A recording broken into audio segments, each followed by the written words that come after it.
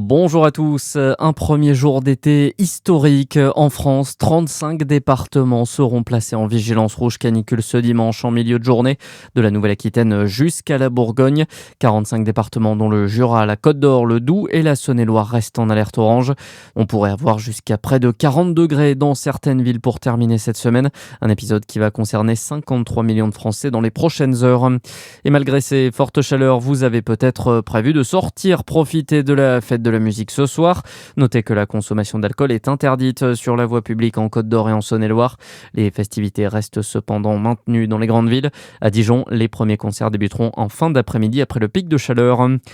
De nouveaux rassemblements en hommage à Liana, cette jeune adolescente de 11 ans tuée dans le Gers. Plusieurs associations féministes et de protection de l'enfance appellent une fois de plus à se réunir ce lundi devant le tribunal de Besançon. Le rendez-vous est fixé à 19h. Notez qu'hier, le rapport d'inspection ordonné après le drame a pointé des défaillances graves dans le dossier. Selon plusieurs médias, ce rapport évoquerait une série d'erreurs et de dysfonctionnements individuels qui font que le principal suspect, Jérôme Barella, n'a jamais été poursuivi. Dans le reste de l'actualité, après un faux départ vendredi, les négociations entre l'Iran et les États-Unis vont débuter en Suisse. Objectif pour les délégations, mettre fin durablement à la guerre et compléter le protocole d'accord signé par Washington et Téhéran. Dans le même temps, les opérations israéliennes se poursuivent dans le sud Liban.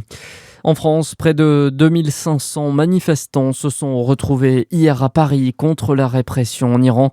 Un rassemblement qui avait pourtant été interdit. Ni chat ni mollah ou encore à bas la dictature en Iran, pouvait-on notamment entendre dans le cortège. Plusieurs personnes ont été interpellées. Et puis c'est aujourd'hui la fête des pères, l'occasion de lui faire un petit cadeau. Selon un récent sondage, ce sont les vêtements et les accessoires qui arrivent en tête des achats pour cette journée. Bonne matinée sur Fréquence Plus.